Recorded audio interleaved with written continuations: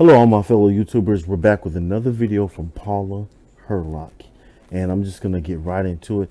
And she's actually talking about fear. And if many of you don't know, fear plays a huge part in initiating anxiety. So we're gonna go with another part and watch Paula Hurlock do her thing. And this is gonna be a 2 video series, so lock in tight. Let's go. The immune system.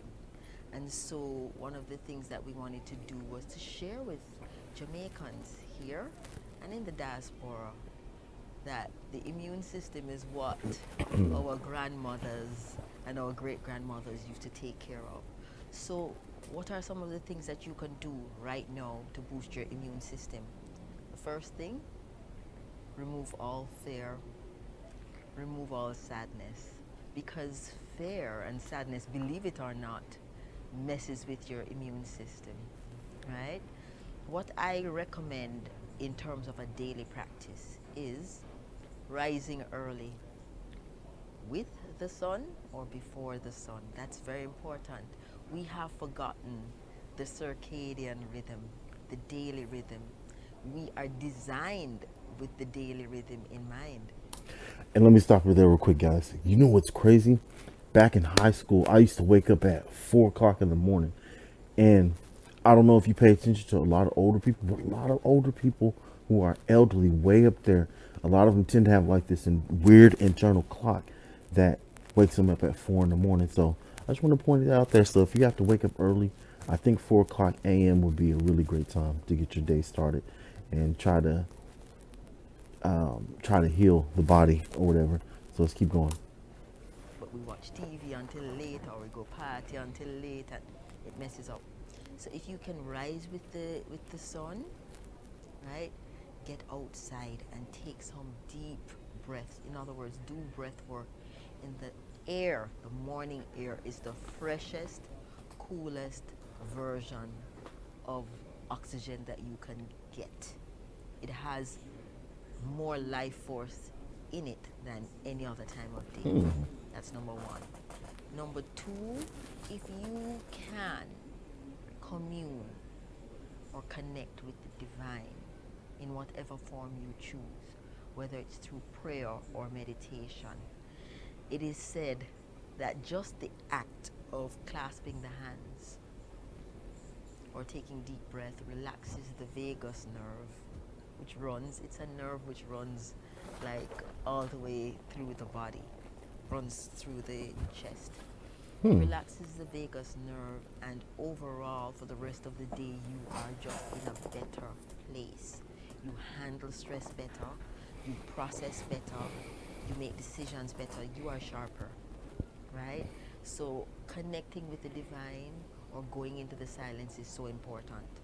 A lot of people don't connect that act with the act of boosting the immune system.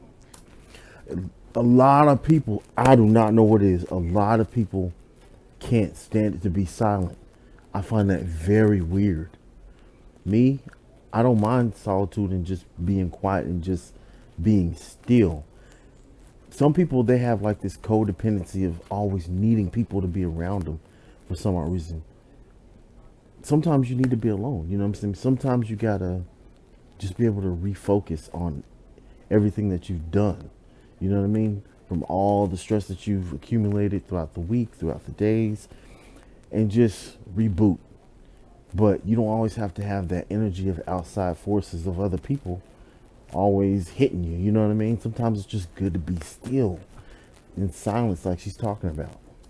Those are the kinds of things that get lost with Western medicine. They do not connect those simple acts and rituals that we used to do as a people in the old days to the loss of immune system or immune system compromise, right? The next thing I always recommend is that you drink a cup of water or a glass of water.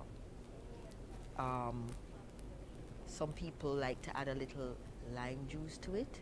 What that does is that Alkaline. acts as like a little detergent, a little internal wash. It also reactivates the stomach juice. When you put lemon or lime or something like that, it turns into an 8 pH. So just letting you guys know, some out there who want to do that. It's because the whole Oops. body has gone to Oops. sleep. The digestive system has shut down. Yeah? So when you get up and you drink a glass of water, that reactivates things. When your digestive system is vigorous and robust, your immune system automatically is also robust, right? The next thing I like to, and this sounds like a lot, but if you can commit to doing it in this order, you will find that you are more vigorous. The next thing, movement. Now, movement means just getting up and walking. Take a quick walk, a vigorous walk, a brisk walk, breathing in the oxygen intentionally. Commune with the divine. You can lump them all into one if you want, yeah? But think of movement not just because the doctor said you should move or movement is good. Think of movement as a means of getting the blood pumping, circulating through your entire body. Not just the blood, because remember the blood is assisted by the heart, but the lymph. The lymph has no heart to pump it and relies on our movement. So when we move, we walk, move those hands as well, because you have some lymph nodes and lymph, the lymph system is scattered all over. And the more you move your arms along with your legs, is the more it will move and circulate along the breast area. And just for some of you out there, if you are not allergic, MSM sulfur is very, very good for the lymph system. I highly recommend, and I'm not any type of herbalist, therapist, anything. This is just on if you want to do it. I'm not anybody. I'm just me. That's it. But in order to activate the MSM sulfur, it's better to take some form of vitamin C or just some type of citric juice and drink it with that MSM sulfur, and it will activate the MSM sulfur and it'll work for you, whatever. But anyway, yeah, let's keep going. The next thing, a light breakfast of fruit juice. I prefer green juice. Why green juice? Because green juice tends to alkaline the body. Yep. And it tends to give you all the nourishment you need. Chlorophyll. Green juice is filled with chlorophyll. Yeah. Yeah. Boom. Chlorophyll is the closest thing to hemoglobin. Carries oxygen to the brain. It carries oxygen, and Yep. our blood needs the oxygen. Yep. So if you can have green juice, and light fruits rather than a heavy breakfast that is laden with the proteins and the carbs, then you do so. Your heaviest meal should be lunch, and your next heaviest would be your dinner. Now, mind you guys, I never watched this video, so I'm just letting you know this is a blind reaction. So when you're in tune and you've done the work, this is what the result is. So if you're seeing me like how I am now, saying the stuff before she's actually saying it, it's because I know exactly where she's alluding to or whatever. So just letting you know, I've never watched this video. It's my first time. This is a blind reaction, literally. No, it would sound like that's a lot to do, but if you can do just those, your immune system will be so much more vigorous. The other thing that I also like to recommend that people do is go to bed early. Yeah. Early to bed, early to rise. You know what they say. There's a reason why they said it. They were able to observe very clearly that the persons who followed that rhythm were more successful, their temperament was more balanced, and they were able to achieve a lot more in the day. Okay. Another thing that I always like to throw into the mix, try to balance the types of food you consume throughout the day. We all like a lot of sweet. It's delicious. Oh, God. Salt, because that also has a nice little kick to it. But also try to include some sour and some bitter. Why sour and bitter? Because sour and bitter immediately wake up the liver and get the liver going, get the liver more active, and the liver is the workhorse of the body. So if the liver is vibrant and robust, then your immune system, by extension, will be robust. Just to let you guys know, also one thing about the bitters, the best herbs are bitter herbs, and they are disgusting tasting, but let me tell you something, they cleanse the blood so well.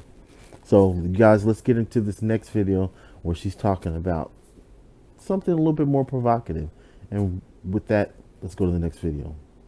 Please speak about the spiritual dangers of having numerous sexual partners. Okay. People don't recognize how sacred sex is. They tend to think it's just something that you do when you come of age and it's enjoyable and it's for having children. It's a lot more than that. And so we have lost Western civilization. I always refer to it as they have lost the true meaning Spiritual. of what the sexual union is. It is a sacred union between the masculine and the feminine principle in order for both to achieve levels of spiritual enlightenment. So that has now been removed. That's a knowledge that has been removed. So we're just basically just operating on the base levels of enjoyment and sensual attachment. Now, when you have sexual intercourse with another person, there is an exchange that surpasses mental, emotional, and physical. That exchange is difficult to quantify, but consider this. If you are in my field, my physical proximity to me, you are going to now be in my auric or energy field. Real quick, you guys, I'm going to insert a video in here for you guys in order to explain something. I'm going to put in Dr. Pukram, and the clip starts now. And nobody's ever shown us that you are on a cycle. Because you're in a rut, like on a record, and you're in a scratch groove and can't get out. Okay, because you need the information so you can get to the next level that hasn't been imparted to you. But check this out now. This is the clitoris, these are the labia minora, this is the entrance to the vagina. Now, as I was studying one day and I was looking at what was supposed to be art, that was an artistic mathematical expression of how the galaxy functioned, this is what the page had. And I was like, wow, that looks real familiar. Why does it look so familiar? I was like, wow. And they told me this is the vortex that enters into this galaxy. I was like, wow, this looks real familiar. And I ran and got my anatomy book, and I put this on top of it, and I was like, whoa, that's really heavy. Okay, because it was showing me literally, if you look at this dot right here, okay, this is the same dot right here, that's the entrance to the vagina. So this is the labia here, this is the entrance to the vagina. So we're looking at the gateway to this dimension, which literally, believe it or not, is heaven. And I think Dr. Ben talked about that. So therefore, so now check this out. And I in yours. There is going to be a mixing of our energy fields. Our energy fields don't only consist of vibrations, but they also consist of intelligence. They consist of trauma. Yep. They consist Boom. of emotion, and they consist of karma. So when we mix with someone, we literally are taking on their energetic field. Check this out. Oh my God. Sex involves a microcosm of a human being, of two human beings, right? When you're having sex with another person, for instance, a man entering a woman's womb, right? Her vaginal space, he's automatically entering her universe, her universal field. And that's literally, it's literally like life in itself, right? You're creating all these other things. For instance, in space, you know that stars are created, right? You have a black hole, things that are destroyed, right? So, say for instance, a man leaves sperm in a woman's, vaginal region, it's gonna die off. But there's certain aspects of life that are actually repeated in us human beings, which is crazy. Who would have thought? So let's keep going. We're taking on their karmic.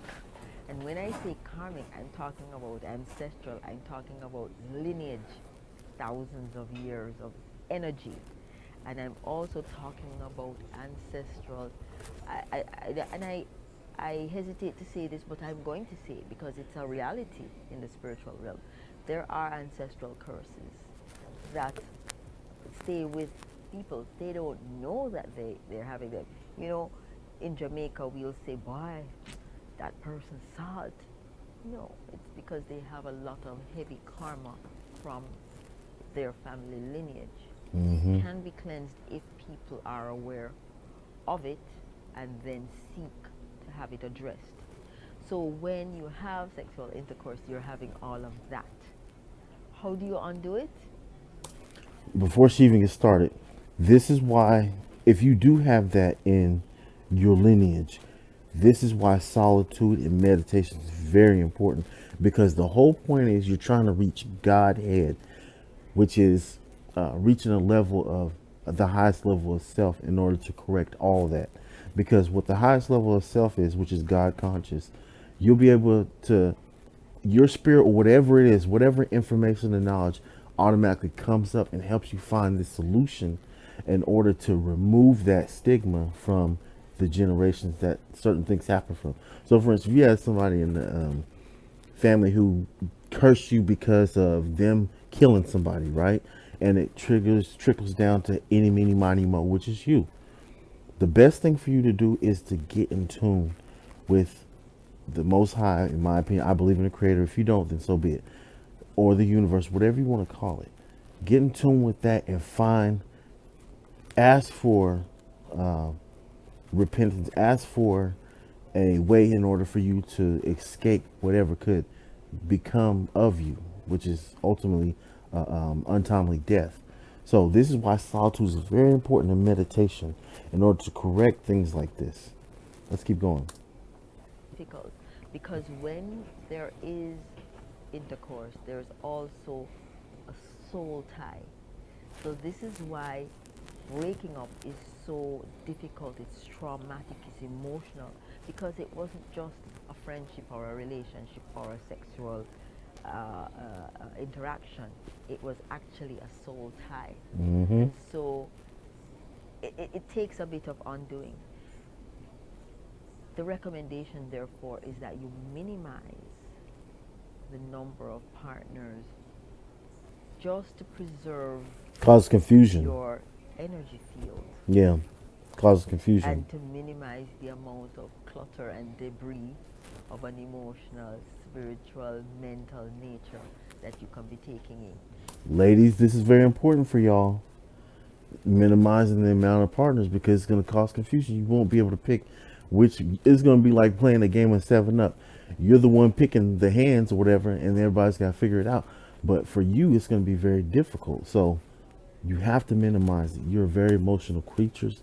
Not only that, you may pick the wrong guy. And then all those traumas where you're supposed to be doing the work end up coming into that relationship. So you want to be able to shed all that. Let's keep going. You know, there's also, I'm going to give a good example. You know how when you go to the fast food store and you go to the soda fountain, you have lemon and you have orange, you have grape, you have Pepsi, and you have, yeah? Some children just go and they just get, is it a good drink? Yeah, it tastes all right. What color is it? It probably is like a murky color. It's okay. It's fine. But it's not the same as having a pure orange soda or pure grape or pure, you know what I mean? It's Yeah. a fruit punch that is not Artificial. so nicely melted. So the idea is to keep yourself pure as possible. keep your energy pure, and to seek a partner that has a similar energetic pattern or imprint as yours. And we've all seen our friends at one time or the other end up with someone that is so divergent, but not in a opposites attract cute kind of way, but in a destructive way, where you Toxic. can see where one is going to be pulled down energetically by the other. My reference to the ancestral curse kind of thing is this. Have you ever seen a couple get together and everything was fine for one of them, and the minute they got together with the other person, every single thing started to go wrong in their life, in their career, in their health, in their relationships, in every way? Sometimes it's as simple as that particular interaction or those multiple interactions. So we have to take care. And then there's people who will say, oh, I know a lot of people, and they have multiple, and they're fine. They appear fine. But in the mental, emotional, and spiritual realm, they are a mess. And let me tell you something. Look at all these people who pretend to be happy online on these social media. Like a lot of these married couples, boyfriend and girlfriends, a lot of them appear happy in their pictures, but when you look behind the scenes, a lot of them are not truly happy, and they're putting out a persona like, oh, everything's all peachy keen, and really they're miserable, and it's just sad. So let's keep playing it. To emphasize here that a lot of the people we see around, and the physical is beautiful and everything is beautiful, and even the financial looks like they are flying on cloud 11. All the pictures is not gold. We don't know what's happening on the inside, and we don't know what's happening at the mental, emotional, spiritual levels. Well, let me hear you say,